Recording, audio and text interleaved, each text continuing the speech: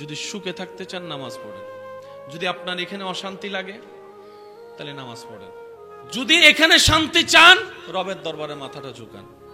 যদি আপনার ক্ষুধা থাকে তারপরে না খাবেন। অনেকেই বলেন না মাথা অস্থির হয়ে আছে, মাথা অস্থির হয়ে আছে। অনেক কিছুই তো করে দেখেছেন, মাথা অস্থির হলে, মন অস্থির হলে। আমি অদমের কথাটাও একবার রেখে দেখবেন, 5টা মিনিট রবের দরবারে মাথাটা ঝুঁকাই, সিজদার মধ্যে মাথাটা ঝুঁকাই দেখেন। 5টা মিনিট আপনি শুধু কোনো কাজ ছাড়া, কোনো কারণ ছাড়া, কোনো কিছু করা ছাড়া শুধু রবের দরবারে মাথাটা আপনি ঝুঁকান, সিজদার মতো করে 5টা মিনিট ঝুঁকান।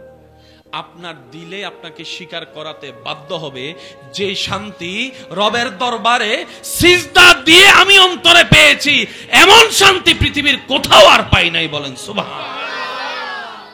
মনে রাখবেন, যত অশ্লীলতা বেড়ে যাবে, যত জুলুম বেড়ে যাবে, যত পাপাচার বেড়ে যাবে, যত সুদ বেড়ে যাবে, যত ঘুষ বেড়ে যাবে, যত মা বাবার নাফরমানি বেড়ে যাবে, যত বেয়াদবি বেড়ে যাবে, এমন এমন কিছু সিচুয়েশন হবে যেটা কল্পনার বাইরে হয়ে যাবে। মাথায় রাখতে হবে, কারণ জমিন কি আমাদের না আল্লাহর? আওয়াজটা আর একটু বড় হবে, জমিন কি আমাদের না আল্লাহর? আমাদেরকে সৃষ্টি করেছেন কে? ওই আল্লাহকে খুশি করে চলার মতো জীবনই আনন্দের জীবন, এটাই সুখের জীবন। বলেন সুবহানাল্লাহ। আপনার মনে আপনাকে বলবে তোর বাড়ি আছে কিন্তু তোর সুখ নাই, তোর গাড়ি আছে কিন্তু তোর শান্তি নাই, তোর স্ত্রী আছে, স্বামী আছে কিন্তু তোর ভিতরে প্রশান্তি নাই, তোর সম্পদ আছে কিন্তু তোর খাওয়ার আছে, অভাব নাই কিন্তু তোর ভিতরে শান্তি নাই। এই শান্তিটা আসে কোত্থেকে? উত্তর সবার একটাই, আল্লাহর দরবার থেকে আসে। প্রশ্নটা এবার রব্বুল আলামিনের দরবারে করেন, ইয়া রব, একটু সুখে থাকতে চাই, একটু শান্তিতে থাকতে চাই, আমাকে একটু দয়া করুন, ব্যবস্থা করে দিন। রব্বুল আলামিনের ফরমান, আমি আল্লাহ সুখ বানিয়েছি তো তোদের জন্য, আমি শান্তি বানিয়েছি তোদের জন্য, নে না তোরা নে। এবার বান্দা বলে, আল্লাহ নেওয়ার জন্যই তো হাত বাড়িয়েছি, ভিক্ষার হাত। রব বলে যে ঠিক আছে তোদের জন্য বানিয়েছি, কিন্তু আমি সুখের মতো নিয়ামত, শান্তির মতো দৌলত যাকে তাকে দিব না। যে আমার শর্ত পালন করবে আমি আল্লাহ তাকে শান্তি দিব, যে আমার শর্ত পূরণ করবে আমি আল্লাহ তাকে সুখে রাখবো। আল্লাহ শর্তটা বলো না, আমি পূরণ করার চেষ্টা করব। রব্বুল আলামিন বলে, হুয়াল্লাযী আনজালাস সাকিনাতা ফি কুলুবিল মুমিনিন, আমি আল্লাহ এই সুখ শান্তি যার তাকে দেব না, যারা মুমিন হবে শান্তি সুখ তাদের জন্য। আজকাল তো ছোট বাচ্চা জন্ম নিল গালে হাত দিয়ে ঘুমায়, ছোট বাচ্চাও জন্ম নিলে দেখবেন যে গালে হাত দিয়ে ঘুমায়, তার হাতে যেন গালে গিয়ে প্রমাণ করে দেয় টেনশনের দুনিয়ায় এসে আমি চলেই আসছি। সবাই সুখে থাকতে চায়, সবাই শান্তিতে বাঁচতে চায়, দাবি সবাই করে, খুঁজেও সবাই। আছে কয়জন? প্রশ্ন যখন আপনি ছুটবেন, চতুর্দিক থেকে চুপ ঘুরিয়ে যখন নিজেকে আয়নার সামনে দাঁড় করাবেন, সবাই কি চাই?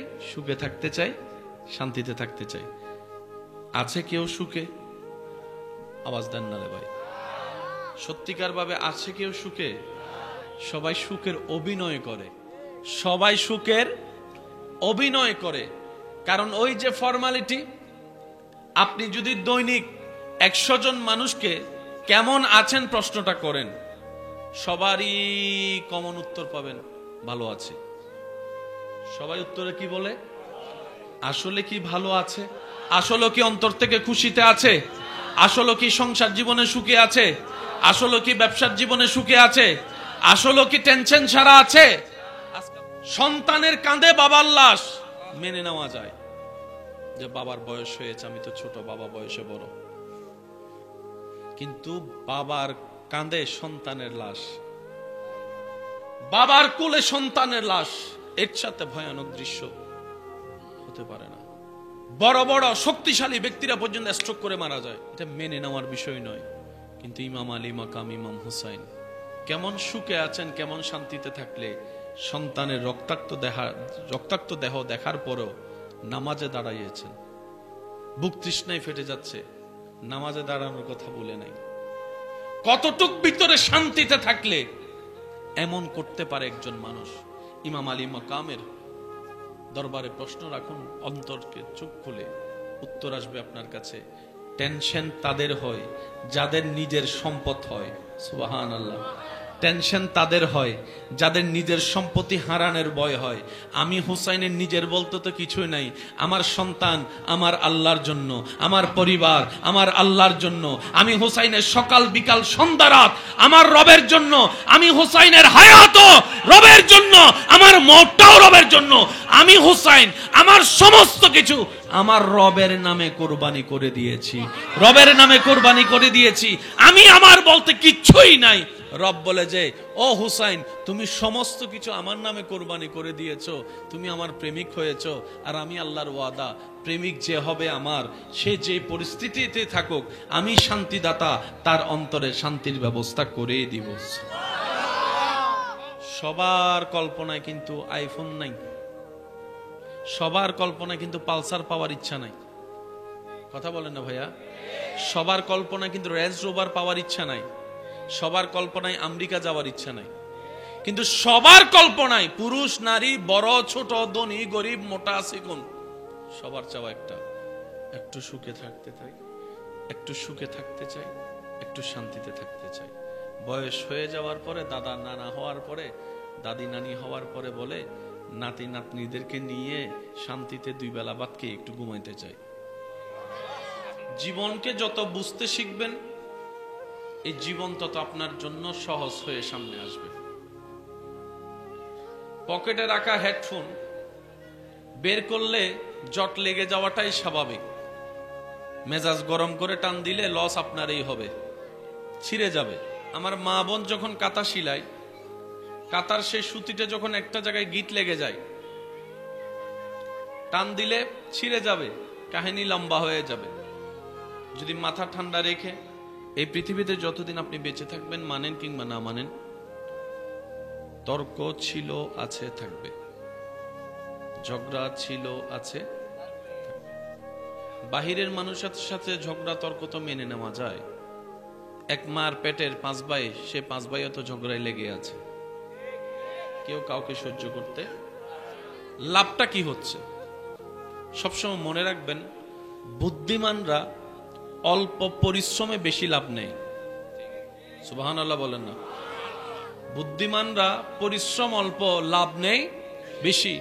আর যেখানে নবী রাহমাতুল লিল আলামিনের উম্মতের কথা আসবে, যেখানে ইমামুল আম্বিয়া নবী রাহমাতুল লিল আলামিনের উম্মতের কথা আসবে, সেখানে লস প্রজেক্ট বলে কোনো শব্দই নাই। লস প্রজেক্ট বলে কোনো শব্দ। এরপরও যদি কেউ আমরা লসে থাকি, বুঝতে হবে সেটা আমাদের ব্যর্থতা। নবীর উম্মত লসে থাকবে তা কখনো হতে পারে?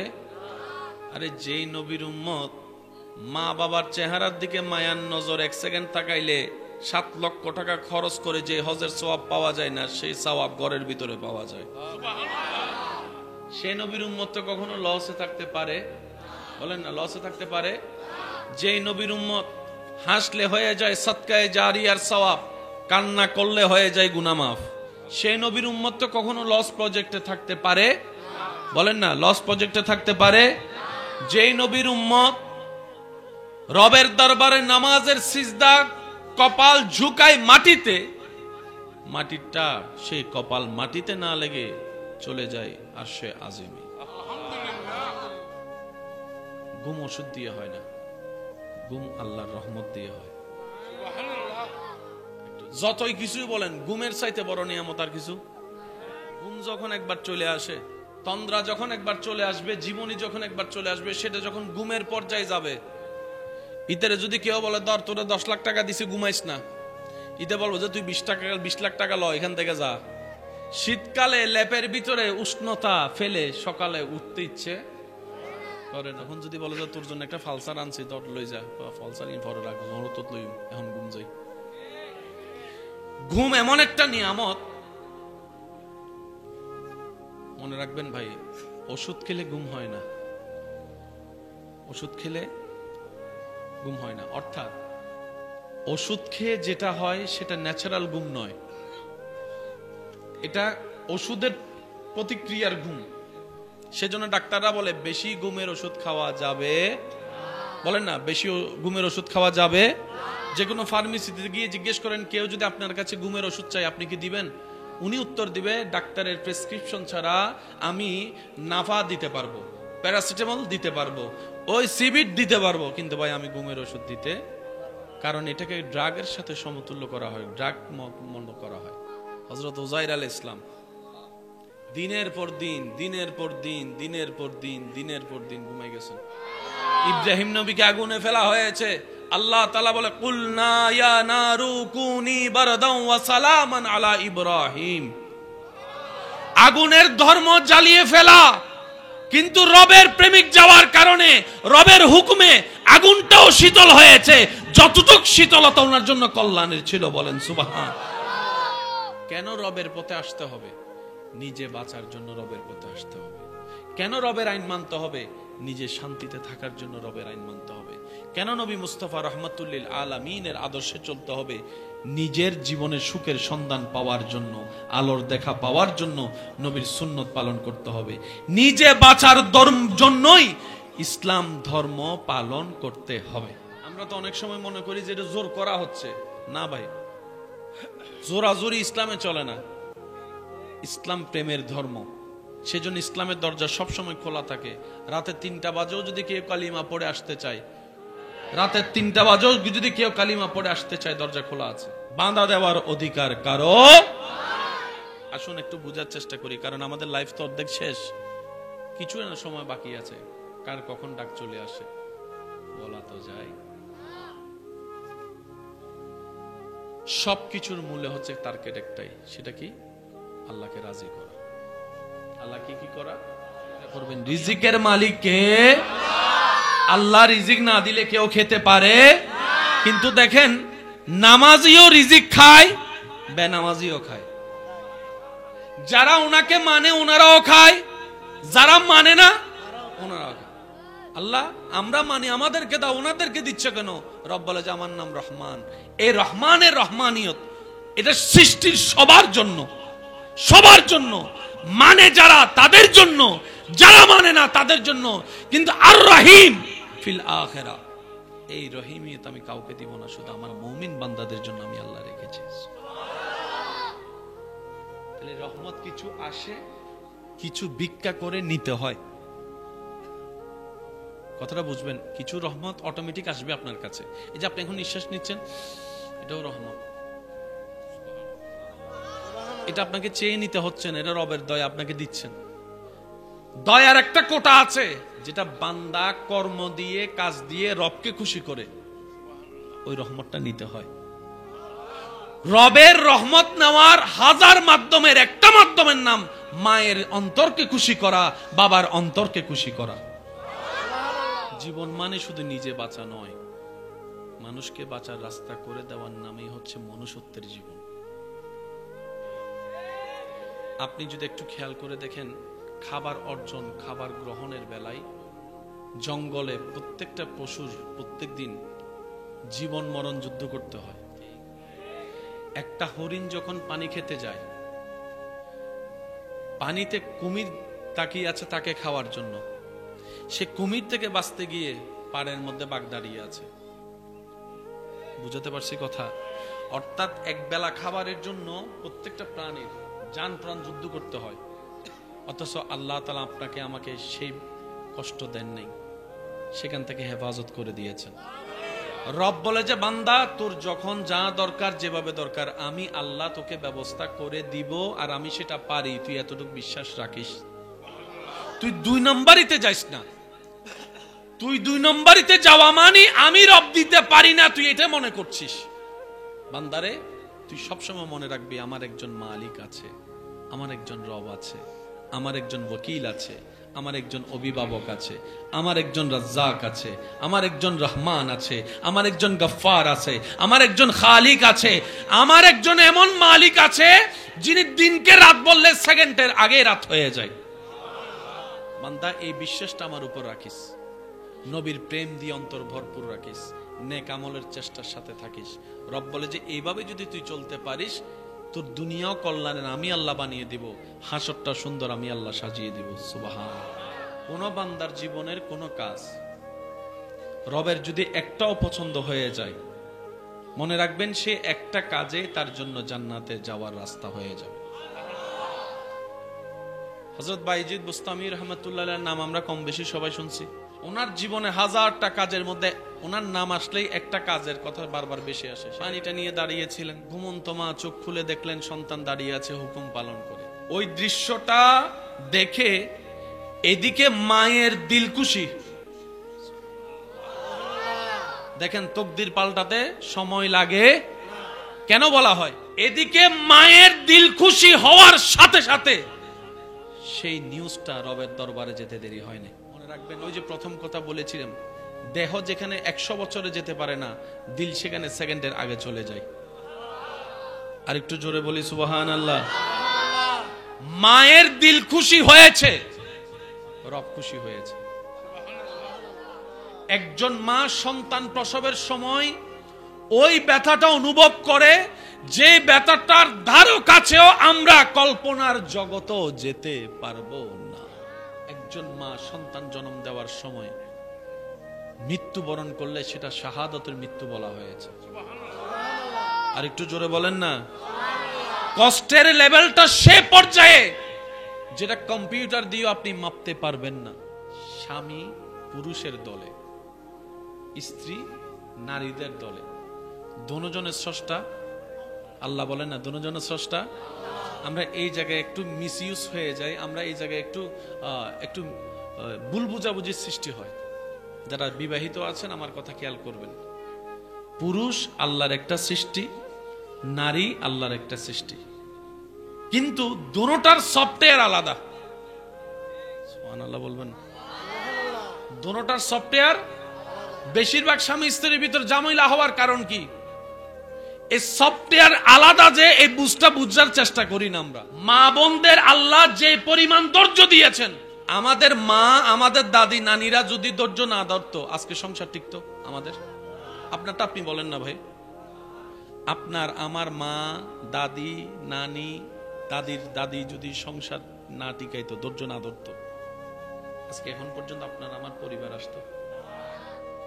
পানি আনতে হতো 1 মাইল দূর থেকে, চুলার জ্বালানোর জন্য লাকড়ি আনতে হতো জঙ্গল থেকে, আনার পরে সে চুলার মধ্যে এরকম একটা সিঙ্গা কি দিয়া, ওই এটা কি বলেন আপনারা, হ্যাঁ যেটা বলেন আর কি, ওইটা দিয়ে আধা ঘন্টা শুধু আমার ভাইয়েরা শুধু 2টা মিনিট আপনি কোনো কিছু ছাড়া এমনি ফু দেন তো আপনার মাথা চক্কর দিবে। আল্লাহ মেয়েদেরকে নারীদেরকে ধৈর্যের পাহাড় বানিয়েছেন। এটা নারীদের সফটওয়্যার। সুবহানাল্লাহ। মা বোনেরা সন্তান জন্মের যে ব্যথা, ওই 1000 ভাগের 1 ভাগ ব্যথা যদি পুরুষদেরকে দেওয়া হয়, পুরুষ স্ট্রোক করে মারা যাবে। তাহলে পুরুষের সফটওয়্যার আলাদা, নারীর সফটওয়্যার। একটু বলেন না, পুরুষের সফটওয়্যার আলাদা, নারীর সফটওয়্যার। মনে রাখবেন সব সময়, পুরুষ পুরুষের সফটওয়্যার, নারী নারীর সফটওয়্যার। এখন আমরা করতে চাই কি জানেন? স্বামীরা চাই বউরা স্বামীর মতো হোক, বউরা চাই স্বামীরা বউয়ের মতো হোক। তো 2 সফটওয়্যার তো আলাদা, মিলবে কেমনে? 2 সফটওয়্যার আলাদা, মিলবে কেমনে? আচ্ছা, যাতে সহজে কারোর জন্য কান্না করে, কোথাও বেড়াতে গেছে 3-4 দিন 5 দিন থাকছে, থাকার পরে আবার চলে আসছে, কোনো তেমন খবর। আমার মা বোনেরা কোথাও যাইয়া যদি 1 সপ্তাহ থাকে কোন একটা ঘরে বিয়ের অনুষ্ঠানে, এই বাইরে যাওয়ার সময় একজন আরেকজনকে জড়া ধরে ওরে কান্না, আবার যাওয়ার সময় বলে তোমাদেরকে খুব বেশি মিস করব। 2-3 দিন পর্যন্ত ভালো করে সেটিং টেটিং চলে, খুব মনে পড়তেছে ওই দিনের কথা, ওই দিনের কথা, কান্না করে উড়ে ফেলে। 1 সপ্তাহ 4-5 দিন পর আবার যার যার কাজে সে ব্যস্ত। ঘরে মানুষ মারা গেলে কে বেশি কাঁদে? পুরুষের মন মাইন্ডসেট সৃষ্টিগতভাবে আলাদা, নারীদের মন মাইন্ডসেট সৃষ্টিগতভাবে। একজন স্ত্রী, একজন মহিলা 100 জন মেহমান যদি ঘরে আসে, একজনেই 100 জনের রান্না করে। কিন্তু অনেক সময় দেখা যায় যার রান্নায় 100 জনের পেট ভরেছে, ওই মা ওই বোনই শেষ বেলায় এসে কিছু আলু কিছু হাড্ডি ছাড়া কিছু থাকে। এবার সে মাকে বোনকে স্ত্রীকে গিয়ে জিজ্ঞেস করেন, তোমার হাতের রান্নায় তো সবাই পেট ভরে খেয়েছে, তুমি তো শেষ বেলায় এসে কিছু খেতে পারলা না। তখন উনি বলবে আমার খাওয়া লাগবে না, সবার খাওয়া দেখে আমার মন ভরে গেছে, মন ভরার কারণে আমার পেটের ক্ষুধা চলে গেছে। সুবহান, একটু বুঝবেন জিনিসটা। আর ছেলেরা, আমি কি বুঝাতে পারছি কথা? আমি তো সেই দলে, বাস্তবতা যেটা সেটা। সারাদিন পরিশ্রম করা আমার বোনের মাথায় যদি ওনার স্বামী একবার মাথায় হাত বুলাই দেয় 2 সেকেন্ড, সারাদিনের কষ্ট 1 সেকেন্ডে ভুলে যাবে। আল্লাহ এটা নারীদের সফটওয়্যারে দিয়েছেন। সন্তান হওয়ার পরে সন্তানের অভিভাবক মাও আছে, বাপও আছে। এখানে অনেক সন্তানের বাপেরা বসে আছে। বাচ্চা ঘুম থেকে উঠার কোনো টাইম টেবিল আছে? ঘুমারও টাইম টেবিল নাই, ঘুম থেকে উঠারও টাইম টেবিল। বেশিরভাগ বাচ্চাদেরকে দেখবেন দিনভর ঘুমাই, রাতভর। তো এই বাচ্চাকে দেখার জন্য কাউকে না কাউকে লাগবে না? বলেন না, কাউকে না কাউকে লাগবে না? সবচাইতে বাচ্চাকে ডিউটি করে কে বেশি, বাবা না মা? আমি শুনি নাই। আমাদের সবচেয়ে বেশি ডিউটি কে করছে বলেন না, কে? মারও তো একটা ঘুমের দরকার, মানুষ তো। একটু ভেবে দেখেন, আমি শ্রদ্ধার করে বলছি, শ্রদ্ধার সাথে বলছি, একটু ভেবে দেখেন। মানুষের পরিপূর্ণ ঘুম হওয়ার পরে যদি ডাকেন, সে আস্তে আস্তে ঘুম থেকে উঠবে। কিন্তু কাঁচা ঘুম যদি ভাঙে, নাকের বাসি ফাটাই ফেলবে। করে দরকার হলে ফাঁসিতে ঝুলবো, তারপরও ঘুম ছাড়া যাবে। এবার ভাবেন, আপনার বেলায় আমার বেলায় সেই রাতে 2টায় 3টায় 10 মিনিট 20 মিনিট ঘুমানোর পর যখন আপনি আমি চিৎকার করে উঠেছিলাম, ওই মা নিজের কাঁচা ঘুমকে কোরবানি দিয়ে এই ঘুমন্ত শরীর, চেহারা, শক্তি নিয়ে, চোখ নিয়ে বুকের মধ্যে মাই আগলাই ধরে রেখেছিল। সুবহানাল্লাহ। এটা মাদের পক্ষে সম্ভব, বাবাদের পক্ষে তো তেমন সম্ভব।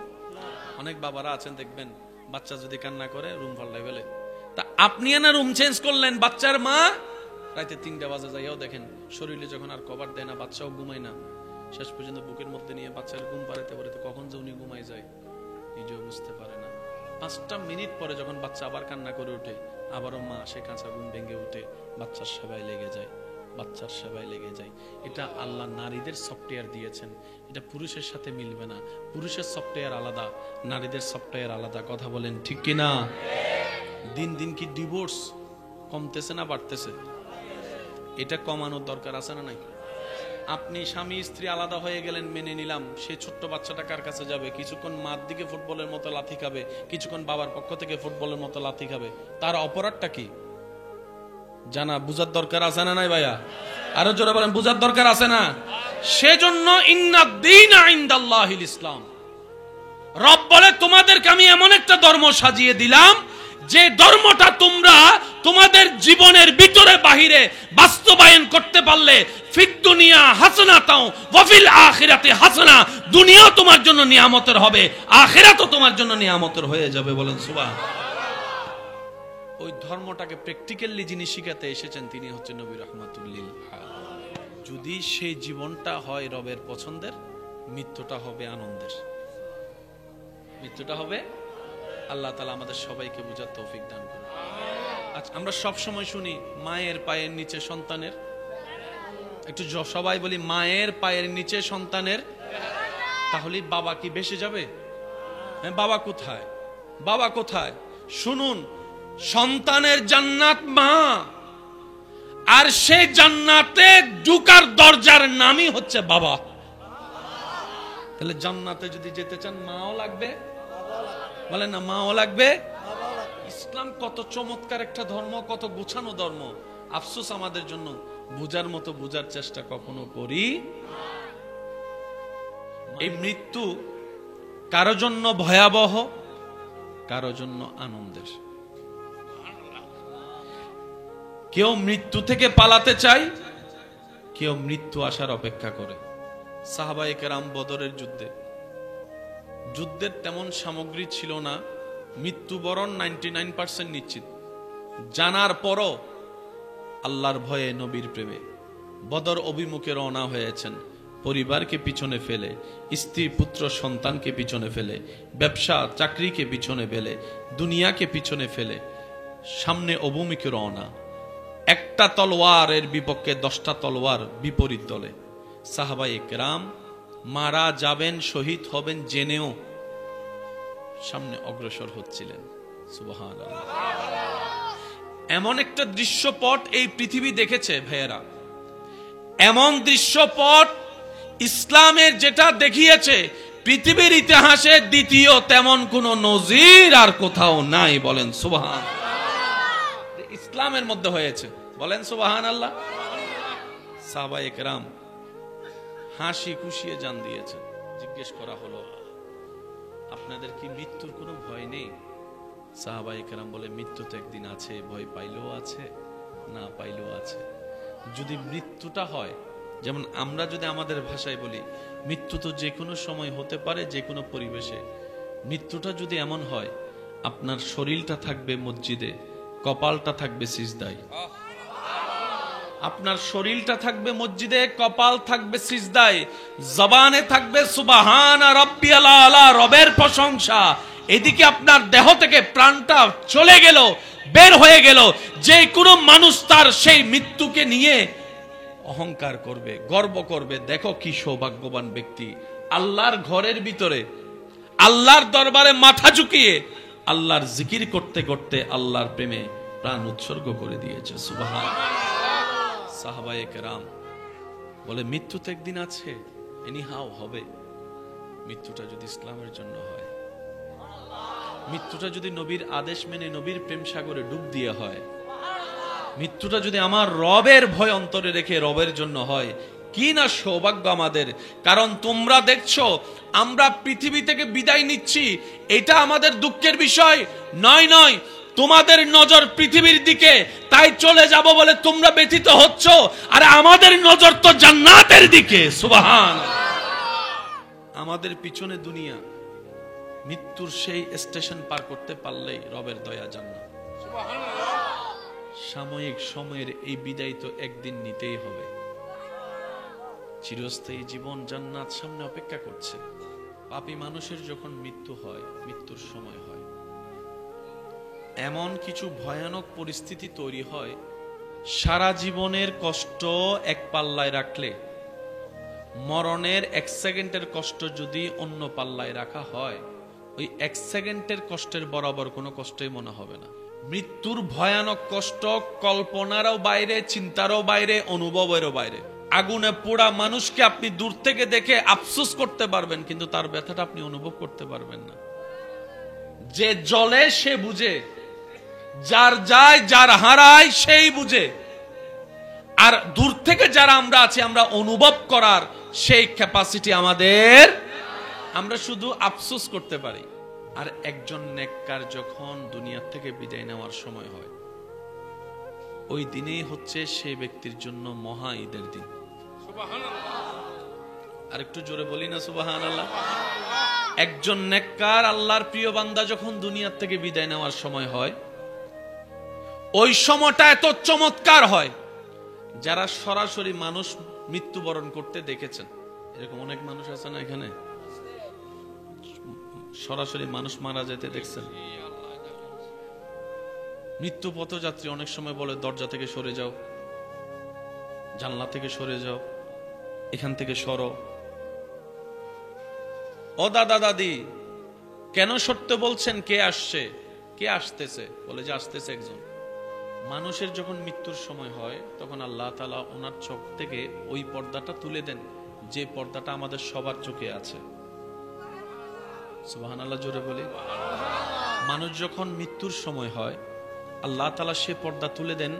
তিনি ওই সময় এমন এমন কিছু দেখেন, যেটা আমরা সাধারণ মানুষ দেখতে পারি। নেককার মানুষের জান নেওয়ার আগে ফেরেশতারা এসে ওনাদেরকে শুভ সংবাদ দেয়। শুভ সংবাদ, শুভ সংবাদ রবের পক্ষ থেকে। মৃত্যুর কষ্টের কথা তো কল্পনারও বাইরে, নিঃসন্দেহে। কিন্তু যখন নেককার মানুষ মৃত্যুবরণ করে, মালাকুল মউত ফেরেশতা এসে এমন সুন্দর একটা রূপ নিয়ে আসে, মৃত্যু পথযাত্রী ওনার চেহারা দেখেই মুগ্ধ হয়ে যায়। সারাটা জীবন ফেরেশতার নাম শুনেছি, দেখার সৌভাগ্য হয় নাই। এই মৃত্যুটাই ফেরেশতাকে দেখার সৌভাগ্য করে দিয়েছে। মালাকুল মউত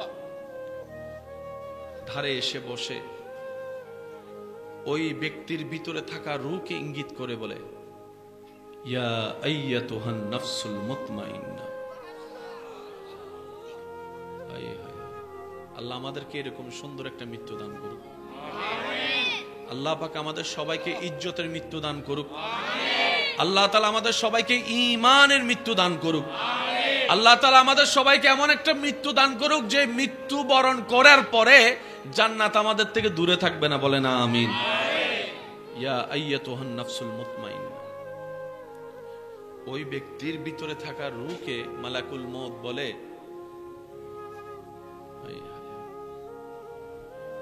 আল্লাহর হুকুমে তুমি এসেছো, এই জেলখানায় অনেকদিন বন্দী ছিলা, এবার আসো তোমার আপন জায়গায়, এবার বের হয়ে আসো তোমার আপন জায়গায়।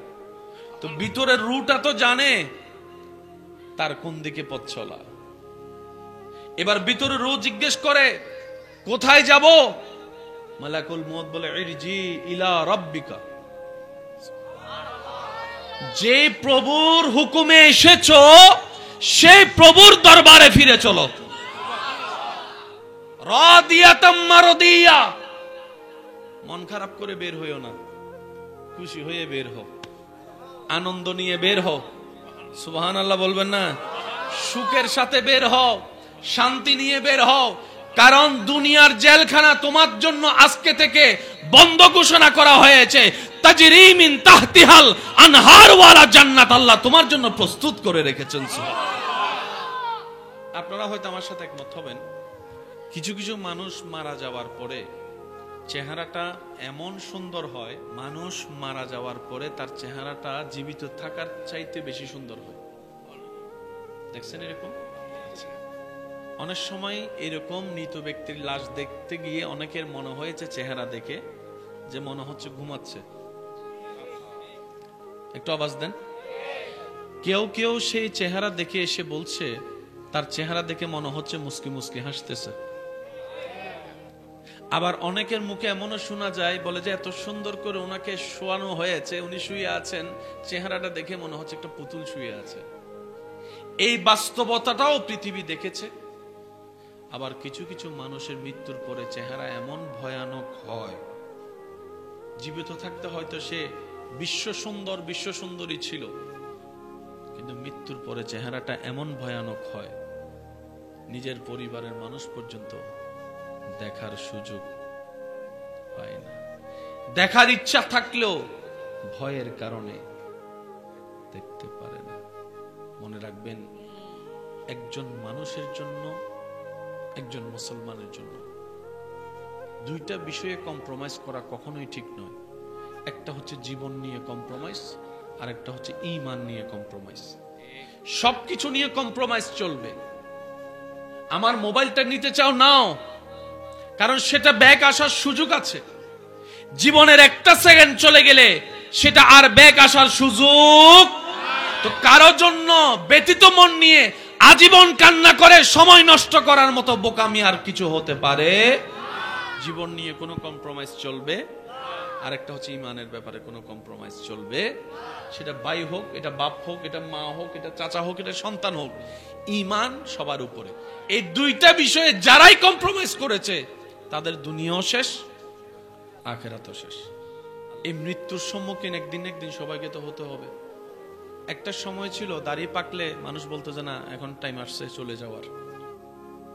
এখন দাড়ি উঠে নাই, সকালবেলা হোন্ডা নিয়ে বের হইছে, আসরের সময় লাশ ঘরে ঢুকছে, এমনও নজির। পৃথিবীতে প্রত্যেকটা বিষয়ে দ্বিমত আছে। বলেন দ্বিমত? জায়গা নিয়ে দ্বিমত, রাজনীতি নিয়ে দ্বিমত, ব্যবসা নিয়ে দ্বিমত, পড়ালেখা নিয়ে দ্বিমত, সর্ব জায়গায় দ্বিমত আছে। আপনি যতদিন পৃথিবীতে থাকবেন দ্বিমতের বাইরে আপনি যেতেই পারবেন না। দ্বিমতের বাইরে যেতে, বিয়ের তারিখ নিয়েও দ্বিমত আছে, কার সাথে কার বিয়ে হবে না না হবে, সামাজিক সিদ্ধান্ত, পারিবারিক সিদ্ধান্ত, এটা নিয়েও দ্বিমত। আওয়াজ দিতে হবে, এটা নিয়েও দ্বিমত। সব বাদ দেন, সত্যের সত্য, সবচাইতে মহাসত্য এক আল্লাহ, এই আল্লাহ নিয়েও দ্বিমত আছে। কেউ বলে স্রষ্টা আছে, কেউ বলে স্রষ্টা বুঝবেন সবচেয়ে বড় সত্য কে? আওয়াজ দেন না কে? এই আল্লাহ নিয়েও মানুষের ভিতর কয় মত? এক দলে বলে যে স্রষ্টা, আরেক দলে বলে স্রষ্টা। পরকাল নিয়েও দ্বিমত, বলেন না ভাইয়া? তকদির নিয়ে দ্বিমত, সবকিছু নিয়ে দ্বিমত, কিন্তু একটা বিষয়ে কোনো দ্বিমত নেই। যে ধর্মেরই হোক, যে মতেরই হোক, দ্বিমত আছে, দ্বিমত ছিল, দ্বিমত থাকবে। কিন্তু একটা বিষয় নিয়ে কোন দলের, কোন মানুষের, কোন প্রাণীর দ্বিমত নাই, সেটা হচ্ছে একদিন মরতে হবে। সে যে দলেরই হোক, সবাই বলে একদিন, বলেন না? মুসলমানে বলে একদিন মরতে, হিন্দু বৌদ্ধ খ্রিস্টান ভাইয়েরাও বলে একদিন মরতে, আস্তিক নাস্তিক সবাই বলে একদিন মরতে, গরুও বলে একদিন মরতে হবে, বাঘও বলে একদিন। মৃত্যু নিয়ে কারো কোনো দ্বিমত? এই মৃত্যুর শেষ হওয়ার সাথে সাথে আবার দ্বিমত শুরু। কেউ সাদা কাপড়ে বিদায়, কেউ লাল কাপড়ে বিদায়, কেউ গেড়ে ফেলে, কেউ পুড়ে ফেলে, কেউ পানিতে ভাসায় দেয়, কেউ পাখিকে খাওয়াই দেয়, কেউ কবর দিয়ে দেয়। কেউ বলে পরকাল আছে, কেউ বলে পরকাল নাই, কেউ বলে জান্নাত জাহান্নাম আছে, কেউ বলে জান্নাত জাহান্নাম, কেউ বলে যে বিচার আছে, কেউ বলে যে বিচার, কেউ বলে যে এটার পরেও জীবন একটা আছে, কেউ বলে যে এটাই শেষ, এটার পর আর কোনো জীবন। অর্থাৎ মৃত্যুর আগ পর্যন্ত দ্বিমত, মৃত্যুর পরও, শুধু একমাত্র মৃত্যু শব্দটায় কারো কোনো দ্বিমত। মৃত্যুর আয়াত হাজারবার শুনেছি, সবাই একটু বলি কুল্লু নাফসিন, জোরে বলি কুল্লু নাফসিন। মৃত্যু দিয়ে আল্লাহ খুব ভালো করেছে। এই মৃত্যু জিনিসটা যদি না থাকতো, পরকালে বিচার যদি না থাকতো, এই দুনিয়ায় অন্যায় অত্যাচারে সহ্য করা মানুষগুলা ন্যায় বিচার কখনো পেত না। যারা দাপটের কারণে ন্যায় বিচার পায় নাই, টাকা পয়সার কারণে ন্যায় বিচার পায় নাই, তারা আজীবন অন্যায়ের মধ্যেই ডুবে থাকতো, ন্যায় বিচার কখনো পাওয়ার সুযোগ থাকতো না। রব্বুল আলামিন বলে, দুনিয়ায় যেমন তেমন বান্দা, তুমি শুধু ঈমানটা নিয়ে, নেক আমলের ভান্ডার নিয়ে হাসরের ময়দানে আসো, আমি রব তোমার পক্ষে ন্যায় বিচার করে দিব। সে হাসরের ময়দানে কারো দাপট চলবে না। আনাল মালিক, আনাল খালিক, আনাস সামাদ, আমি আল্লাহ। সেই দিন আমার রাজত্ব চলবে, আর কারো রাজত্ব চলবে না পৃথিবী দুনিয়াবাসীর। সেই দিন আমি রব মজলুমের পক্ষ হয়ে জালিমের কঠিন বিচার করে দেখাবো, বলেন সুবহান। সেদিন হবে মজলুমের জন্য ঈদের দিন, যখন রব মজলুমের পক্ষ হয়ে জালিমের বিপক্ষে বিচার করবেন। সেদিন মজলুমরা হবে, বলবে, আল্লাহ তোমার বড় দয়া যে তুমি মৃত্যু রেখেছো, হাসরও রেখেছো, বিচারও রেখেছো। বিচারের সেই সিস্টেমটা যদি না থাকতো, আমরা জীবনে কখনো ন্যায় বিচার পাওয়া সম্ভব হতো না। যদি সুখে থাকতে চান, নামাজ পড়েন। যদি আপনার এখানে অশান্তি লাগে, তাহলে নামাজ পড়েন। যদি এখানে শান্তি চান, রবের দরবারে মাথাটা ঝুঁকান। যদি আপনার ক্ষুধা থাকে, তারপরে না খাবেন। অনেকে বলেন না, মাথা অস্থির হয়ে আছে, মাথা অস্থির হয়ে আছে। অনেক কিছুই তো করে দেখেছেন, মাথা অস্থির হলে, মন অস্থির হলে। আমি অদমের কথাটাও একবার রেখে দেখবেন। 5টা মিনিট রবের দরবারে মাথাটা ঝুঁকাই, সিজদার মধ্যে মাথাটা ঝুঁকাই দেখেন। 5টা মিনিট আপনি শুধু কোনো কাজ ছাড়া, কোনো কারণ ছাড়া, কোনো কিছু করা ছাড়া শুধু রবের দরবারে মাথাটা আপনি ঝুঁকান, সিজদার মতো করে 5টা মিনিট ঝুঁকান। আপনার দিলে আপনাকে স্বীকার করাতে বাধ্য হবে যে শান্তি রবের দরবারে সিজদা দিয়ে আমি অন্তরে পেয়েছি, এমন শান্তি পৃথিবীর কোথাও আর পাই নাই, বলেন সুবহান। মনে রাখবেন, যত অশ্লীলতা বেড়ে যাবে, যত জুলুম বেড়ে যাবে, যত পাপাচার বেড়ে যাবে, যত সুদ বেড়ে যাবে, যত ঘুষ বেড়ে যাবে, যত মা বাবার নাফরমানি বেড়ে যাবে, যত বেয়াদবি বেড়ে যাবে, এমন এমন কিছু সিচুয়েশন হবে যেটা কল্পনার বাইরে হয়ে যাবে। মাথায় রাখতে হবে, কারণ জমিন কি আমাদের না আল্লাহর? আওয়াজটা আর একটু বড় হবে, জমিন কি আমাদের না আল্লাহর? আমাদেরকে সৃষ্টি করেছেন কে? ওই আল্লাহকে খুশি করে চলার মতো জীবনই আনন্দের জীবন, এটাই সুখের জীবন। বলেন সুবহানাল্লাহ।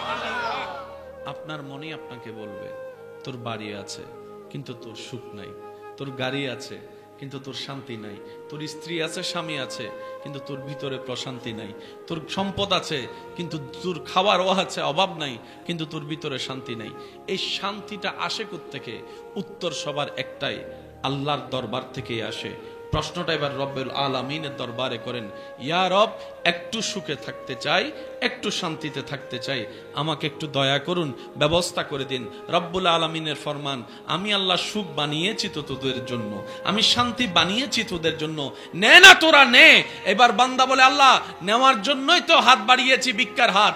রব বলে যে ঠিক আছে তোদের জন্য বানিয়েছি, কিন্তু আমি সুখের মতো নিয়ামত, শান্তির মতো দৌলত যাকে তাকে দিব না। যে আমার শর্ত পালন করবে আমি আল্লাহ তাকে শান্তি দিব, যে আমার শর্ত পূরণ করবে আমি আল্লাহ তাকে সুখে রাখবো। আল্লাহ শর্তটা বলো না, আমি পূরণ করার চেষ্টা করব। রব্বুল আলামিন বলে, হুয়াল্লাযী আনজালাস সাকিনাতা ফি কুলুবিল মুমিনিন, আমি আল্লাহ এই সুখ শান্তি যার তাকে দেব না, যারা মুমিন হবে শান্তি সুখ তাদের জন্য। আজকাল তো ছোট বাচ্চা জন্ম নিল গালে হাত দিয়ে ঘুমায়, ছোট বাচ্চাও জন্ম নিলে দেখবেন যে গালে হাত দিয়ে ঘুমায়, তার হাতে যেন গালে গিয়ে প্রমাণ করে দেয় টেনশনের দুনিয়ায় এসে আমি চলেই আসছি। সবাই সুখে থাকতে চায়, সবাই শান্তিতে বাঁচতে চায়, দাবি সবাই করে, খুঁজেও সবাই আছে কয়জন?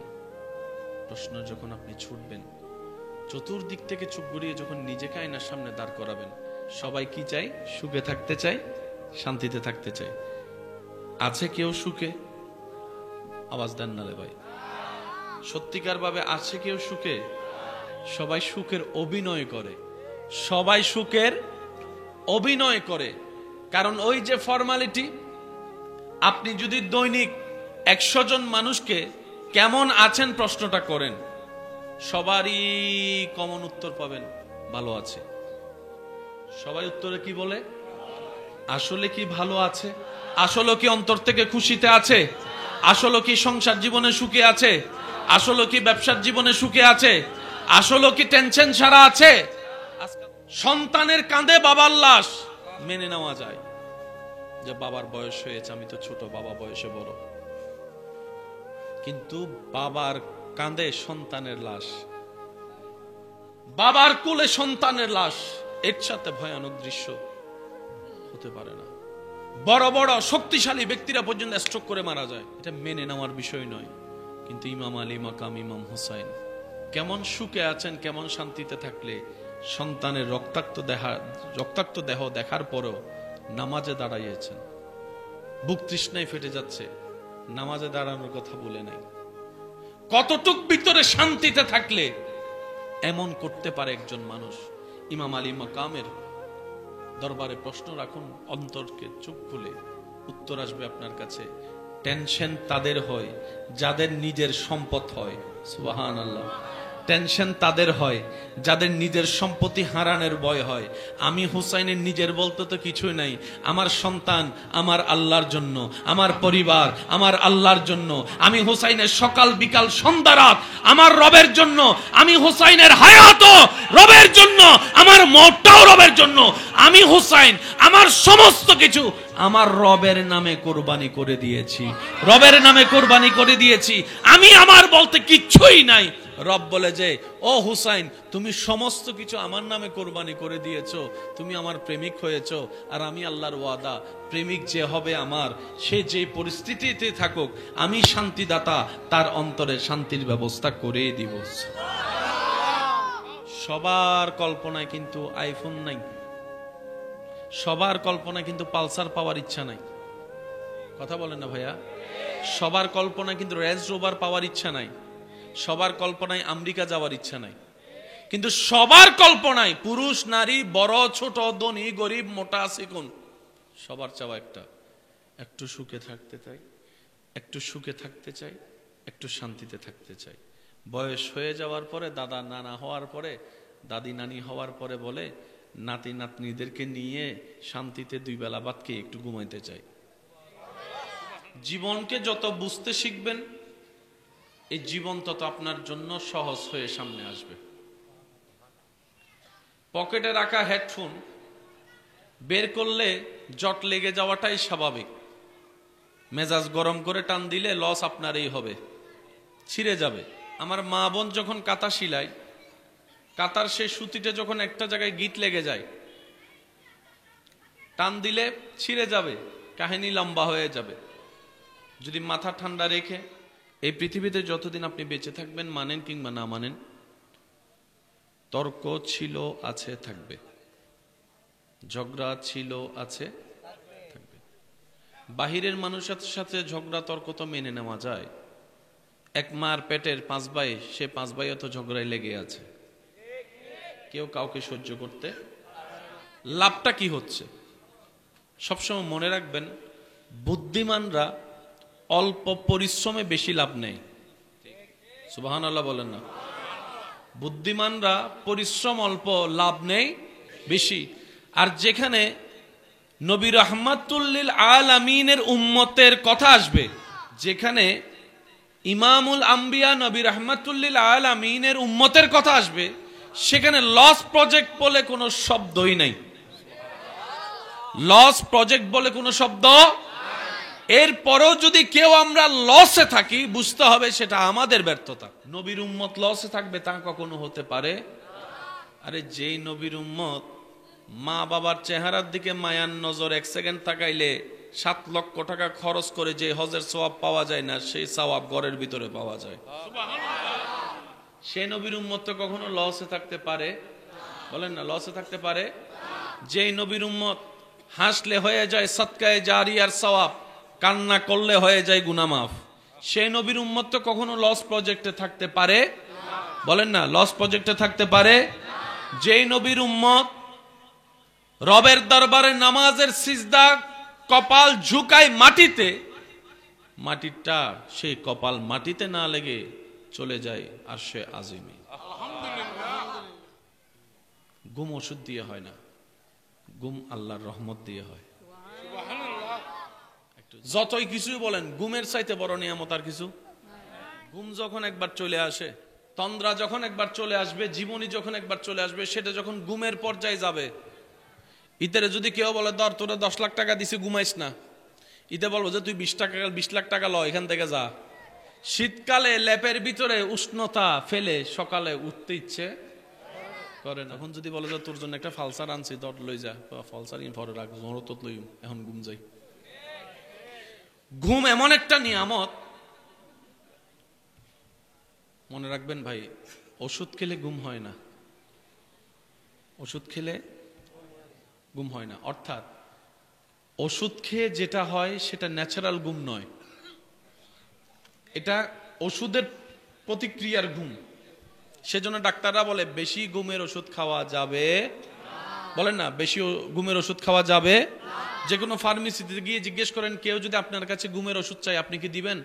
উনি উত্তর দিবে, ডাক্তারের প্রেসক্রিপশন ছাড়া আমি নাফা দিতে পারবো, প্যারাসিটামল দিতে পারবো, ওই সিবিট দিতে পারবো, কিন্তু ভাই আমি ঘুমের ওষুধ দিতে, কারণ এটাকে ড্রাগের সাথে সমতুল্য করা হয়, ড্রাগ মনে করা হয়।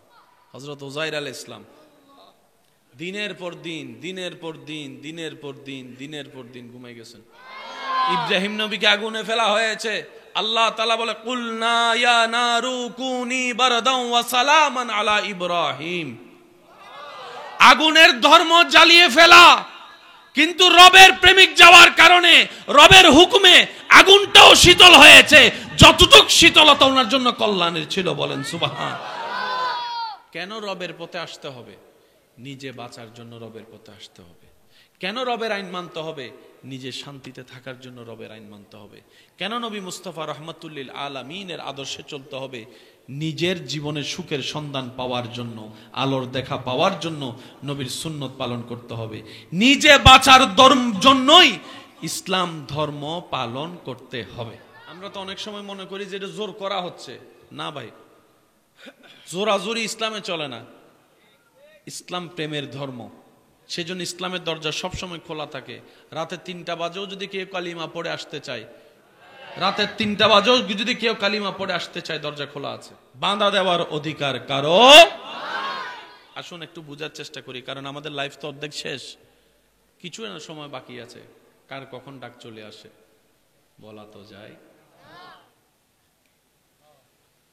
সবকিছুর মূলে হচ্ছে টার্গেট একটাই, সেটা কি? আল্লাহকে রাজি করা। আল্লাহ কি করা করবেন? রিজিকের মালিক কে? আল্লাহ রিজিক না দিলে কেউ খেতে পারে? কিন্তু দেখেন, নামাজিও রিজিক খায়, বেনামাজিও খায়। যারা ওনাকে মানে ওনারাও খায়, যারা মানে না ওনারাও খায়। আল্লাহ আমরা মানি, আমাদেরকে দাও, ওনাদেরকে দিচ্ছ কেন? রব বলে যে আমার নাম রহমান। এই রহমানের রহমানিয়ত, এটা সৃষ্টির সবার জন্য, সবার জন্য। মানে যারা তাদের জন্য, যারা মানে না তাদের জন্য। কিন্তু আর রহিম ফিল আখিরা, এই রহিমিয়ত আমি কাউকে দিব না, শুধু আমার মুমিন বান্দাদের জন্য আমি আল্লাহ রেখেছি। তাহলে রহমত কিছু আসে, কিছু ভিক্ষা করে নিতে হয়। কথাটা বুঝবেন, কিছু রহমত অটোমেটিক আসবে আপনার কাছে। এই যে আপনি এখন নিঃশ্বাস নিচ্ছেন, এটাও রহমত। এটা আপনাকে চেয়ে নিতে হচ্ছে না, এটা রবের দয়া আপনাকে দিচ্ছেন। দয়ার একটা কোটা আছে, যেটা বান্দা কর্ম দিয়ে, কাজ দিয়ে রবকে খুশি করে, ওই রহমতটা নিতে হয়। রবের রহমত নেওয়ার হাজার মাধ্যমের একটা মাধ্যমের নাম মায়ের অন্তরকে খুশি করা, বাবার অন্তরকে খুশি করা। জীবন মানে শুধু নিজে বাঁচা নয়, মানুষকে বাঁচার রাস্তা করে দেওয়ার নামই হচ্ছে মনুষ্যত্বের জীবন।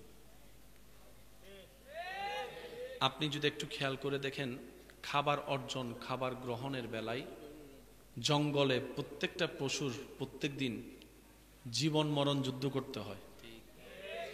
একটা হরিণ যখন পানি খেতে যায়, পানিতে কুমির তাকিয়ে আছে তাকে খাওয়ার জন্য, সে কুমির থেকে বাঁচতে গিয়ে পাড়ের মধ্যে বাঘ দাঁড়িয়ে আছে। বুঝাতে পারছি কথা? অর্থাৎ এক বেলা খাবারের জন্য প্রত্যেকটা প্রাণীর জান প্রাণ যুদ্ধ করতে হয়। অথচ আল্লাহ তাআলা আপনাকে আমাকে সেই কষ্ট দেন নাই, সেখান থেকে হেফাজত করে দিয়েছেন। রব বলে যে বান্দা, তোর যখন যা দরকার, যেভাবে দরকার, আমি আল্লাহ তোকে ব্যবস্থা করে দিব, আর আমি সেটা পারি। তুই এতটুকু বিশ্বাস রাখিস। তুই 2 নম্বরিতে যাইস না। তুই 2 নম্বরিতে যাওয়া মানে আমি রব দিতে পারি না, তুই এটা মনে করছিস। বান্দারে, তুই সবসময় মনে রাখবি, আমার একজন মালিক আছে, আমার একজন রব আছে, আমার একজন ওকিল আছে, আমার একজন অভিভাবক আছে, আমার একজন রাজ্জাক আছে, আমার একজন রহমান আছে, আমার একজন গফফার আছে, আমার একজন খালিক আছে, আমার একজন এমন মালিক আছে যিনি দিনকে রাত বললে সেকেন্ডের আগে রাত হয়ে যায়। বান্দা, এই বিশ্বাসটা আমার উপর রাখিস, নবীর প্রেম দিয়ে অন্তর ভরপুর রাখিস, নেক আমলের চেষ্টার সাথে থাকিস। রব বলে যে এইভাবে যদি তুই চলতে পারিস, তোর দুনিয়াও কল্যাণের আমি আল্লাহ বানিয়ে দিব, হাসরটা সুন্দর আমি আল্লাহ সাজিয়ে দিব। সুবহান। কোন বান্দার জীবনের কোন কাজ রবের যদি একটাও পছন্দ হয়ে যায়, মনে রাখবেন সে একটা কাজে তার জন্য জান্নাতে যাওয়ার রাস্তা হয়ে যাবে। হযরত বাইজিদ বুস্তামি রহমাতুল্লাহর নাম আমরা কম বেশি সবাই শুনছি। ওনার জীবনে হাজারটা কাজের মধ্যে ওনার নাম আসলেই একটা কাজের কথা বারবার বেশি আসে। পানিটা নিয়ে দাঁড়িয়েছিলেন, ঘুমন্ত মা চোখ খুলে দেখলেন সন্তান দাঁড়িয়ে আছে হুকুম পালন করে। ওই দৃশ্যটা দেখে এদিকে মায়ের দিল খুশি।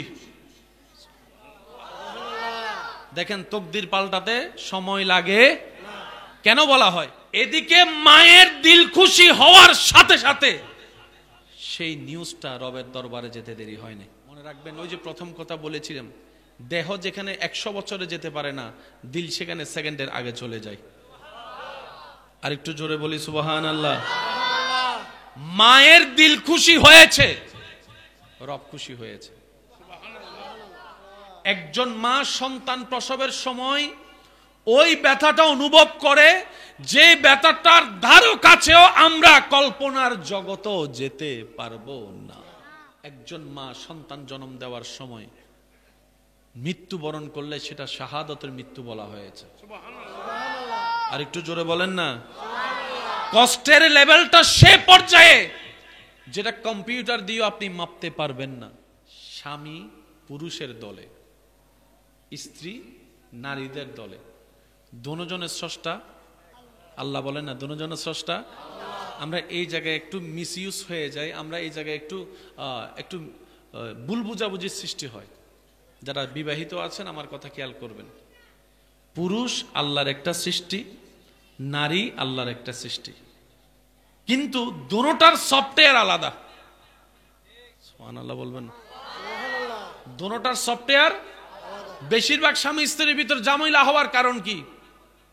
এই সফটওয়্যার আলাদা, যে এই বুঝটা বুঝার চেষ্টা করি না আমরা। মা বোনদের আল্লাহ যে পরিমাণ ধৈর্য দিয়েছেন, আমাদের মা আমাদের দাদি নানিরা যদি ধৈর্য না ধরতো আজকে সংসার টিকতো আমাদের? আপনারটা আপনি বলেন না ভাই। আপনার আমার মা দাদি নানি দাদির দাদি যদি সংসার না টিকাইতো, ধৈর্য না ধরতো, আজকে এখন পর্যন্ত আপনার আমার পরিবার আসতো? পানি আনতে হতো 1 মাইল দূর থেকে,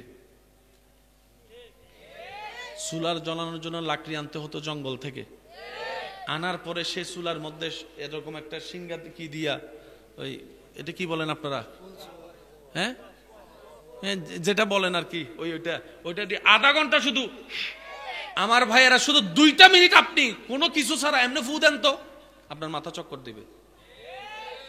আল্লাহ মেয়েদেরকে নারীদেরকে ধৈর্যের পাহাড় বানিয়েছেন, এটা নারীদের সফটওয়্যার। সুবহানাল্লাহ। মা বোনেরা সন্তান জন্মের যে ব্যথা, ওই 1000 ভাগের 1 ভাগ ব্যথা যদি পুরুষদেরকে দেওয়া হয়, পুরুষ স্ট্রোক করে মারা যাবে। তাহলে পুরুষের সফটওয়্যার আলাদা, নারীর সফটওয়্যার, একটু বলেন না, পুরুষের সফটওয়্যার আলাদা, নারীর সফটওয়্যার। মনে রাখবেন সব সময়, পুরুষ পুরুষের সফটওয়্যার, নারী নারীর সফটওয়্যার। এখন আমরা করতে চাই কি জানেন?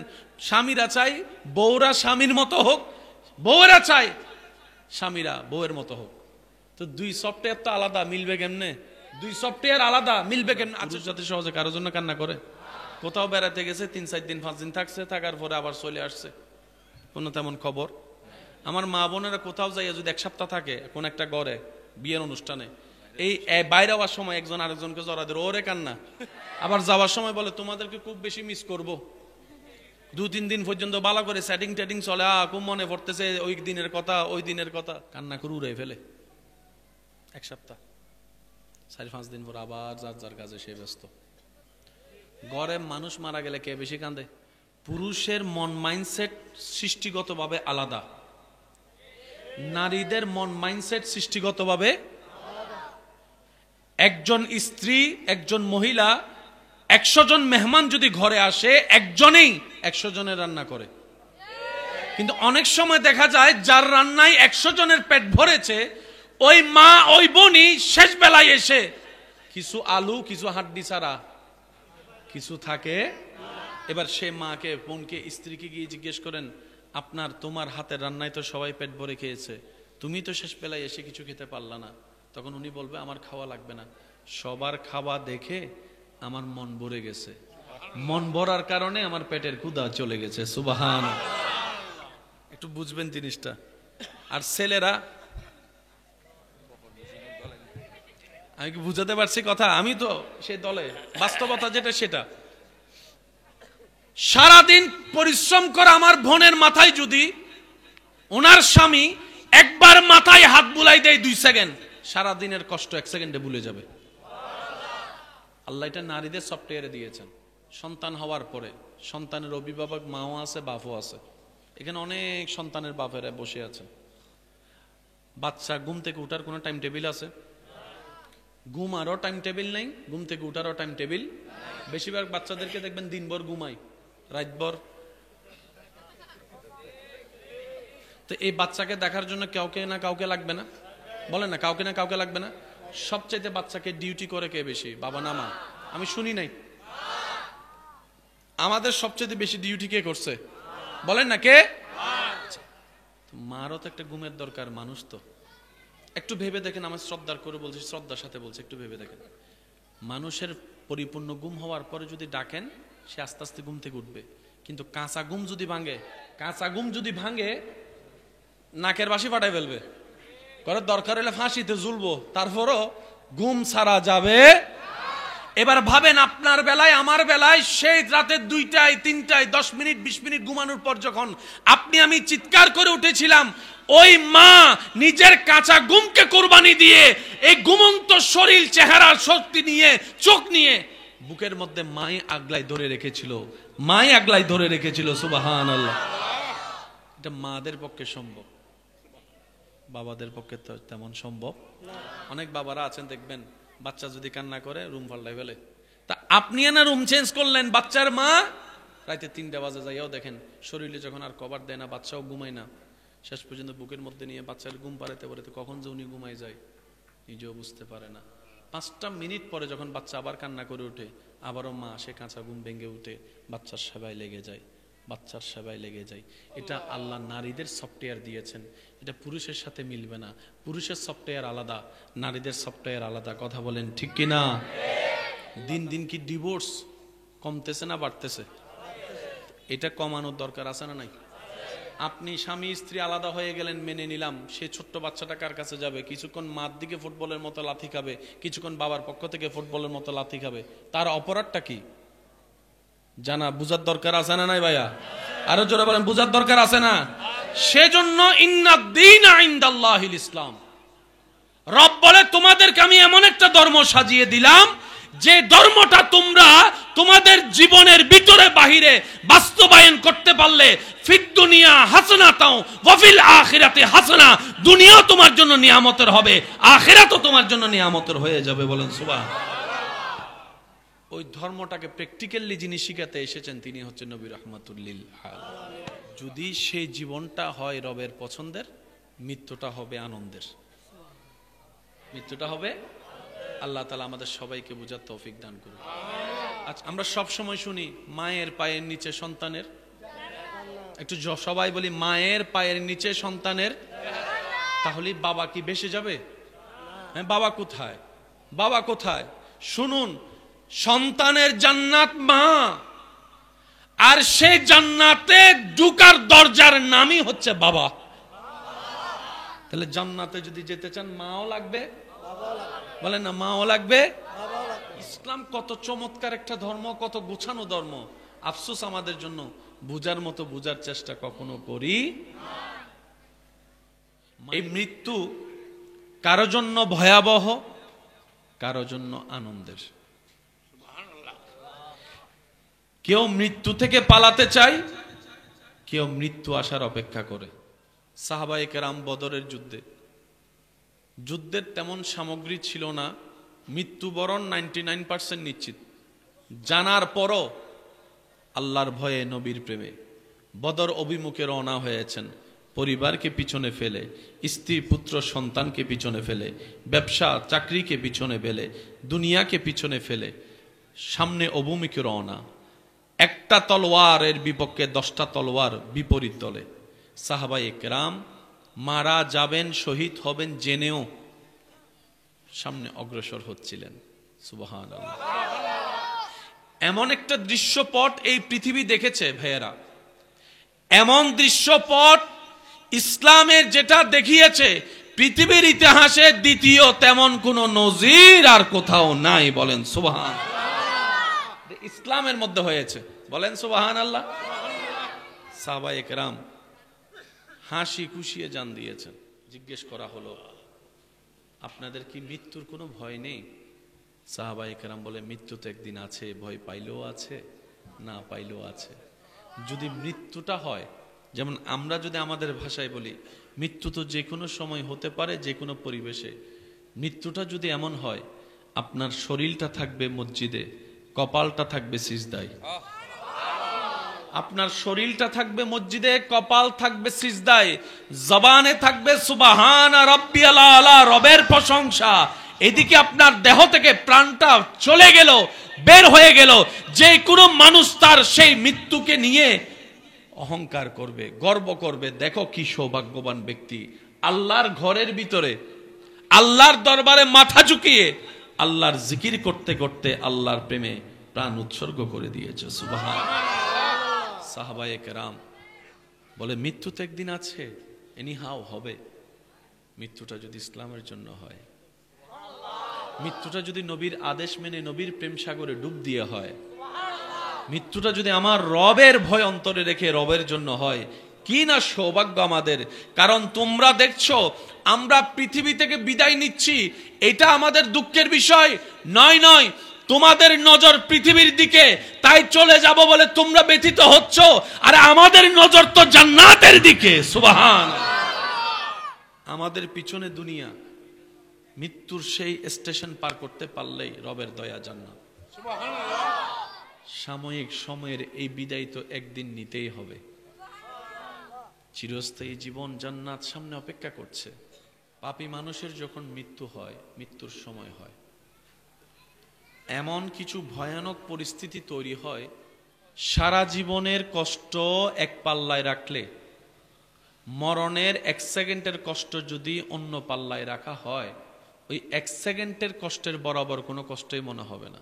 মৃত্যুর ভয়ানক কষ্ট কল্পনারও বাইরে, চিন্তারও বাইরে, অনুভবেরও বাইরে। আগুনে পোড়া মানুষকে আপনি দূর থেকে দেখে আফসোস করতে পারবেন, কিন্তু তার ব্যথাটা আপনি অনুভব করতে পারবেন না। যে জ্বলে সে বুঝে, যার যায় যার হারায় সেই বুঝে। আর দূর থেকে যারা আমরা আছি, আমরা অনুভব করার সেই ক্যাপাসিটি আমাদের, আমরা শুধু আফসোস করতে পারি। আর একজন নেককার যখন দুনিয়া থেকে বিদায় নেওয়ার সময় হয়, ওই দিনেই হচ্ছে সেই ব্যক্তির জন্য মহা ঈদের দিন। আর একটু জোরে বলি না সুবহানাল্লাহ। একজন নেককার আল্লাহর প্রিয় বান্দা যখন দুনিয়া থেকে বিদায় নেওয়ার সময় হয়, ওই সময়টা এত চমৎকার হয়। যারা সরাসরি মানুষ মৃত্যুবরণ করতে দেখেছেন, এরকম অনেক মানুষ আছে না এখানে, সরাসরি মানুষ মারা যেতে দেখছেন। মৃত্যু পথযাত্রী অনেক সময় বলে দরজা থেকে সরে যাও, জানলা থেকে সরে যাও, এখান থেকে সরো। ও দাদা দাদি, কেন সত্য বলছেন? কে আসছে, কে আসতেছে? বলে যে আসতেছে একজন। মানুষের যখন মৃত্যুর সময় হয়, তখন আল্লাহ তাআলা ওনার চোখ থেকে ওই পর্দাটা তুলে দেন, যে পর্দাটা আমাদের সবার চোখে আছে। সুবহানাল্লাহ, জোরে বলি। মানুষ যখন মৃত্যুর সময় হয়, আল্লাহ তাআলা সে পর্দা তুলে দেন। তিনি ওই সময় এমন এমন কিছু দেখেন যেটা আমরা সাধারণ মানুষ দেখতে পারি। নেককার মানুষের জান নেওয়ার আগে ফেরেশতারা এসে ওনাদেরকে শুভ সংবাদ দেয়। শুভ সংবাদ, শুভ সংবাদ রবের পক্ষ থেকে। মৃত্যুর কষ্টের কথা তো কল্পনারও বাইরে, নিঃসন্দেহে। কিন্তু যখন নেককার মানুষ মৃত্যুবরণ করে, মালাকুল মউত ফেরেশতা এসে এমন সুন্দর একটা রূপ নিয়ে আসে, মৃত্যু পথযাত্রী ওনার চেহারা দেখেই মুগ্ধ হয়ে যায়। সারাটা জীবন ফেরেশতার নাম শুনেছি, দেখার সৌভাগ্য হয় নাই। এই মৃত্যুটাই ফেরেশতাকে দেখার সৌভাগ্য করে দিয়েছে। মালাকুল মউত ধারে এসে বসে ওই ব্যক্তির ভিতরে থাকা রূহকে ইঙ্গিত করে বলে, ইয়া আইয়াতুহান নাফসুল মুতমাইন্না। হায় হায়, আল্লাহ আমাদেরকে এরকম সুন্দর একটা মৃত্যু দান করুক। আল্লাহ পাক আমাদের সবাইকে ইজ্জতের মৃত্যু দান করুক। আল্লাহ তাআলা আমাদের সবাইকে ঈমানের মৃত্যু দান করুক। আল্লাহ তাআলা আমাদের সবাইকে এমন একটা মৃত্যু দান করুক যে মৃত্যু বরণ করার পরে জান্নাত আমাদের থেকে দূরে থাকবে না। বলে না আমিন। ইয়া আইয়াতুহান নাফসুল মুতমাইন্না। ওই ব্যক্তির ভিতরে থাকা রূহকে মালাকুল মউত বলে,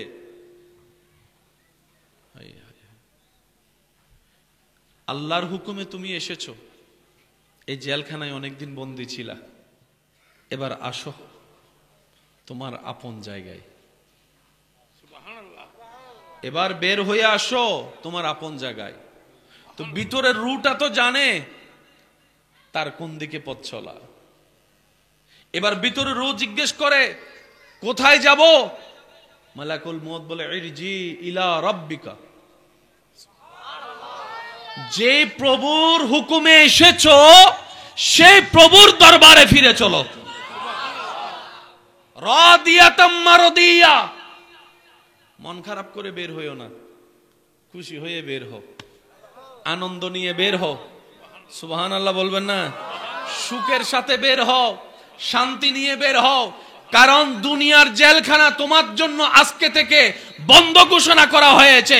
তাজরি মিন তাহতিহাল আনহার ওয়ালা জান্নাত আল্লাহ তোমার জন্য প্রস্তুত করে রেখেছেন। আপনারা হয়তো আমার সাথে একমত হবেন, কিছু কিছু মানুষ মারা যাওয়ার পরে চেহারাটা এমন সুন্দর হয়, মানুষ মারা যাওয়ার পরে তার চেহারাটা জীবিত থাকার চাইতে বেশি সুন্দর হয়। দেখছেন এরকম? অনেক সময় এরকম মৃত ব্যক্তির লাশ দেখতে গিয়ে অনেকের মনে হয়েছে চেহারা দেখে যে মনে হচ্ছে ঘুমাচ্ছে। একটু আওয়াজ দেন। কেউ কেউ সেই চেহারা দেখে এসে বলছে তার চেহারা দেখে মনে হচ্ছে মুস্কি মুস্কি হাসতেছে।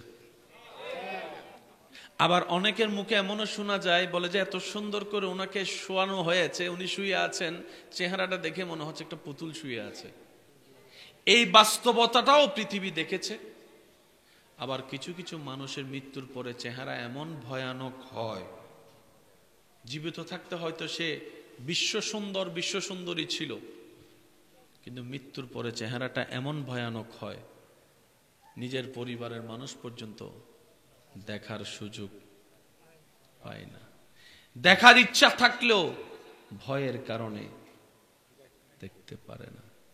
মনে রাখবেন, একজন মানুষের জন্য, একজন মুসলমানের জন্য দুইটা বিষয়ে কম্প্রোমাইজ করা কখনোই ঠিক নয়। একটা হচ্ছে জীবন নিয়ে কম্প্রোমাইজ, আর একটা হচ্ছে ঈমান নিয়ে কম্প্রোমাইজ। সবকিছু নিয়ে কম্প্রোমাইজ চলবে। আমার মোবাইলটা নিতে চাও, নাও, কারণ সেটা ব্যাক আসার সুযোগ আছে। জীবনের একটা সেকেন্ড চলে গেলে সেটা আর ব্যাক আসার সুযোগ।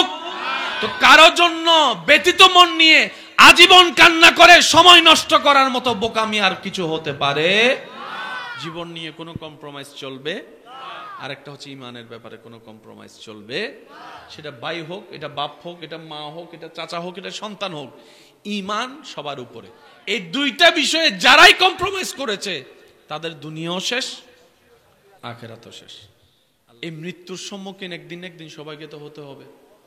একটা সময় ছিল দাড়ি পাকলে মানুষ বলতো যে না, এখন টাইম আসছে চলে যাওয়ার। এখন দাড়ি উঠে নাই, সকালবেলা হোন্ডা নিয়ে বের হইছে, আসরের সময় লাশ ঘরে ঢুকছে, এমনও নজির। পৃথিবীতে প্রত্যেকটা বিষয়ে দ্বিমত আছে। বলেন দ্বিমত। জায়গা নিয়ে দ্বিমত, রাজনীতি নিয়ে দ্বিমত, ব্যবসা নিয়ে দ্বিমত, পড়ালেখা নিয়ে দ্বিমত, সর্ব জায়গায় দ্বিমত আছে। আপনি যতদিন পৃথিবীতে থাকবেন দ্বিমতের বাইরে আপনি যেতেই পারবেন না। দ্বিমতের বাইরে যেতে, বিয়ের তারিখ নিয়েও দ্বিমত আছে, কার সাথে কার বিয়ে হবে না না হবে, সামাজিক সিদ্ধান্ত, পারিবারিক সিদ্ধান্ত, এটা নিয়েও দ্বিমত। আওয়াজ দিতে হবে, এটা নিয়েও দ্বিমত। সব বাদ দেন, সত্যের সত্য, সবচাইতে মহাসত্য এক আল্লাহ, এই আল্লাহ নিয়েও দ্বিমত আছে। কেউ বলে স্রষ্টা আছে, কেউ বলে স্রষ্টা। বুঝবেন সবচেয়ে বড় সত্য কে? আওয়াজ দেন না কে? এই আল্লাহ নিয়েও মানুষের ভিতর কয় মত? এক দলে বলে যে স্রষ্টা আছে, আরেক দলে বলে স্রষ্টা নাই। পরকাল নিয়েও দ্বিমত। বলেন না ভাইয়া? তকদির নিয়ে দ্বিমত, সবকিছু নিয়ে দ্বিমত, কিন্তু একটা বিষয়ে কোনো দ্বিমত নাই। যে ধর্মেরই হোক, যে মতেরই হোক, দ্বিমত আছে, দ্বিমত ছিল, দ্বিমত থাকবে। কিন্তু একটা বিষয় নিয়ে কোন দলের, কোন মানুষের, কোন প্রাণীর দ্বিমত নাই, সেটা হচ্ছে একদিন মরতে হবে। সে যে দলেরই হোক, সবাই বলে একদিন, বলেন না, মুসলমানে বলে একদিন মরতে, হিন্দু বৌদ্ধ খ্রিস্টান ভাইয়েরাও বলে একদিন মরতে, আস্তিক নাস্তিক সবাই বলে একদিন মরতে, গরুও বলে একদিন মরতে হবে, বাঘও বলে একদিন। মৃত্যু নিয়ে কারো কোনো দ্বিমত। এই মৃত্যুর শেষ হওয়ার সাথে সাথে আবার দ্বিমত শুরু। কেউ সাদা কাপড়ে বিদায়, কেউ লাল কাপড়ে বিদায়, কেউ গেড়ে ফেলে, কেউ পুড়ে ফেলে, কেউ পানিতে ভাসায় দেয়, কেউ পাখিকে খাওয়াই দেয়, কেউ কবর দিয়ে দেয়। কেউ বলে পরকাল আছে, কেউ বলে পরকাল নাই, কেউ বলে জান্নাত জাহান্নাম আছে, কেউ বলে জান্নাত জাহান্নাম, কেউ বলে যে বিচার আছে, কেউ বলে যে বিচার। কেউ বলে যে এটার পরেও জীবন একটা আছে, কেউ কেউ বলে যে এটাই শেষ, এটার পর আর কোনো জীবন। অর্থাৎ মৃত্যুর আগ পর্যন্ত দ্বিমত, মৃত্যুর পরও, শুধু একমাত্র মৃত্যু শব্দটায় কারো কোনো দ্বিমত। মৃত্যুর আয়াত 1000 বার শুনেছি, সবাই একটু বলি কুল্লু নাফসিন, জোরে বলি কুল্লু নাফসিন। মৃত্যু দিয়ে আল্লাহ খুব ভালো করেছেন। এই মৃত্যু জিনিসটা যদি না থাকতো, পরকালে বিচার যদি না থাকতো, এই দুনিয়ায় অন্যায় অত্যাচারে সহ্য করা মানুষগুলা ন্যায় বিচার কখনো পেত না। যারা দাপটের কারণে ন্যায় বিচার পায় নাই, টাকা পয়সার কারণে ন্যায় বিচার পায় নাই, তারা আজীবন অন্যায়ের মধ্যেই ডুবে থাকতো, ন্যায় বিচার কখনো পাওয়ার সুযোগ থাকতো না। রব্বুল আলামিন বলে, দুনিয়ায় যেমন তেমন বান্দা, তুমি শুধু ঈমানটা নিয়ে, নেক আমলের ভান্ডার নিয়ে হাসরের ময়দানে আসো, আমি রব তোমার পক্ষে ন্যায় বিচার করে দিব। সেই হাসরের ময়দানে কারো দাপট চলবে না। আনাল মালিক, আনাল খালিক, আনাস সামাদ, আমি আল্লাহ। সেই দিন আমার রাজত্ব চলবে, আর কারো রাজত্ব চলবে না পৃথিবী দুনিয়াবাসীর। সেই দিন আমি রব মজলুমের পক্ষ হয়ে জালিমের কঠিন বিচার করে দেখাবো, বলেন সুবহান।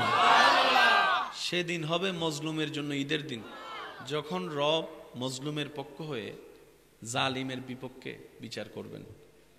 সেদিন মজলুমরা হবে, বলবে আল্লাহ তোমার বড় দয়া যে তুমি মৃত্যু রেখেছো, হাসরও রেখেছো, বিচারও রেখেছো। বিচারের সেই সিস্টেমটা যদি না থাকতো, আমরা জীবনে কখনো ন্যায় বিচার পাওয়া সম্ভব হতো না।